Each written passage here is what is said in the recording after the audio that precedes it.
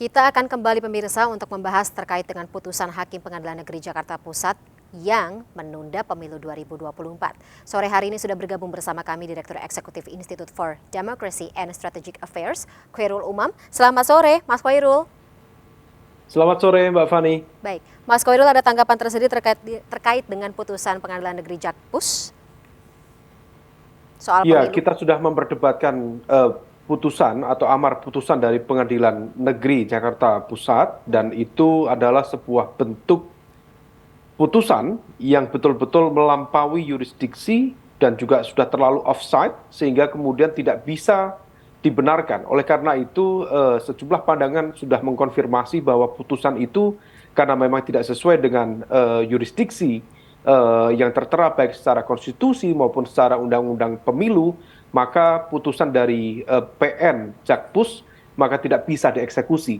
Tetapi terlepas dari perdebatan ranah hukumnya, tetapi kita juga bisa melihat bagaimana ternyata apa yang dulu kita bayangkan tentang operasi politik penundaan pemilu Ya. yang sudah dimulai sejak awal 2022, dan kemudian kalau misal kita cermati pola pergerakan dan juga dinamika isu yang masih terus termaintain, dan kemudian per hari ini seolah terkonfirmasi bahwa gerakan itu masih ada, gerakan itu nyata.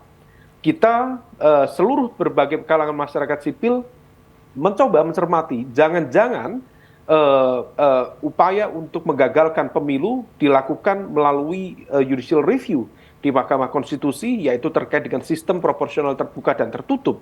Tetapi sebelum MK mengetuk keputusannya, ternyata ada satu amar putusan yang kemudian dikeluarkan oleh PN Jakpus. Hal ini mengindikasikan, Mbak Fani, bahwa sebenarnya aktor-aktor yang mengotaki upaya penundaan pemilu sudah tidak lagi menggunakan pada ranah medan pertarungan politik. Mereka sudah bergeser pada ranah pertarungan hukum. Mengapa? Karena to some extent, ranah pertarungan di wilayah hukum ini akan lebih aman buat mereka. Mereka bisa cuci tangan, mereka bisa bersembunyi di balik kekuasaan atau independensi kekuasaan kehakiman atau independensi kekuasaan peradilan. Nah, oleh karena itu, ini harus menjadi wake up call bagi seluruh penjaga dan juga aktor-aktor demokrasi. Jangan sampai kemudian democratic regression di Indonesia semakin parah dan kemudian kita kembali kepada arsitektur politik yang dulu dilakukan oleh Orde Baru. Oke. Demikian, Mbak Fani. Ini yang Mas Khairul sebut dengan autocratic legalism yang sebagai orkestrasi kekuasaan untuk menunda pemilu ya. Tapi kalau misalnya kita bicara satu sisi Presiden Joko Widodo gitu dengan pemerintahan saat ini jelas-jelas mendukung untuk pemilu 2024 tetap dilaksanakan. Kemudian tadi kalau menurut Mas Khairul ada kekuasaan atau katakanlah kekuatan yang pengen pemilu tersebut ya secara politis ditunda. Apa yang bisa Anda tangkap dari hal ini? Ya, sebenarnya saya pribadi sangat mengapresiasi sikap dan juga positioning dari Profesor Mahfud MD, Menko Polhukam, yang secara clear melakukan keberpihakan terhadap agenda demokrasi untuk tetap menjalankan pemilu sesuai dengan ya tentu di pasal 24E di Undang-Undang Dasar 45, yang intinya itu harus dilakukan 5 tahun sekali. Itu sudah clear. Positioning Pak Mahfud sudah clear. Tetapi di saat yang sama, dalam sejumlah statement, Pak Mahfud juga memberikan sinyalemen yang kemudian membuka ruang interpretasi bahwa meskipun Pak Mahfud sangat tegas posisinya, tetapi ada elemen lain yang barangkali bersembunyi di lingkaran kekuasaan yang juga masih terus mengoperasikan, mengorkestrasikan agenda itu. Nah, mungkin yang perlu kita tanya, perlu kita perdalam, lalu apa motivasi itu?